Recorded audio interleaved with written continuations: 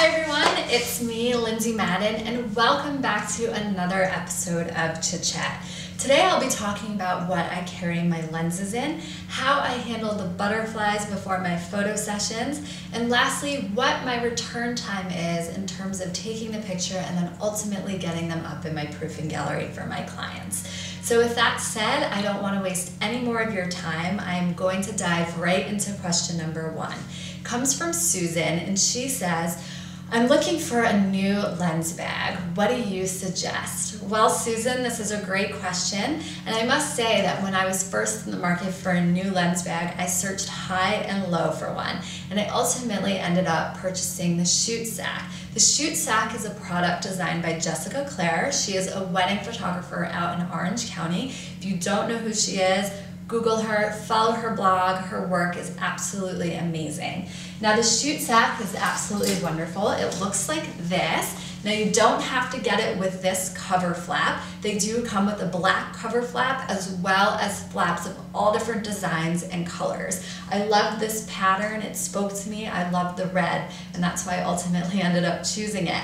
But on a different note, it is very lightweight. It's very simple to wear. You just throw it over your shoulder like this, and it just hangs over your back like that while you're shooting. Now, the way you use it, you just lift this flap up, and look, voila, you have your lens that you can snap onto your camera, easy as 1, 2, 3. And then you just put it back when you're done using it. Now, sometimes in the off chance that I just have this with me, I will try and put my camera in the middle, although the space is a bit tight for it.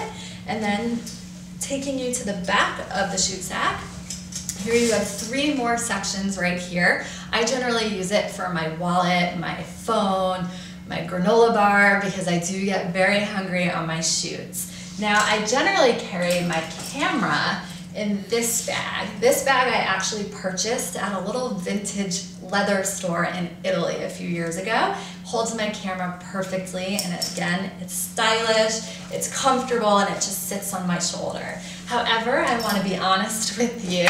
I am in the market for a new camera bag. I am deciding between the Epiphany bags as well as the Kelly Moore bags. So if there is anyone out there who favors one over the other or is currently using one over the other, please leave a comment to this post because I would love to hear your opinions. So Susan, I hope this helped answer your question. My next question comes from Amanda, and she says, I get the butterflies all the time before my photo shoots, and I was just wondering if this was normal, if you happen to get them, and if you do, how do you handle it?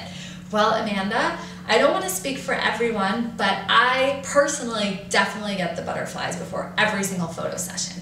So I don't know if it's normal or not, but for me it is normal. Now for me, butterflies, I consider it more of a positive energy, and it's all about how you channel this positive energy. It means that you care about what you do, you love what you do, and you ultimately want to kick butt at your photo shoot.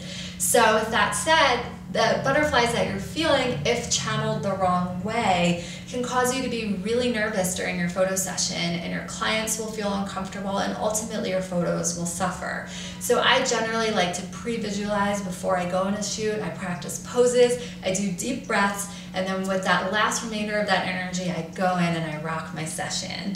My whole thing is, if you're not feeling that positive energy or those butterflies, then it's kind of a sign that you no longer really love what you're doing. I don't think it's because you're more confident with what you're doing. I almost feel like it's because you're not as excited about what you're doing. So Amanda, embrace those butterflies. Know that I too feel them, and I'm sure industry professionals who have been in the industry for 10 or more years feel them.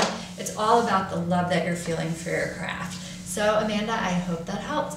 My final question comes from Elizabeth, and she says, how long does it take you from the time that you shoot your session to getting your images up in your proofing galleries for your clients?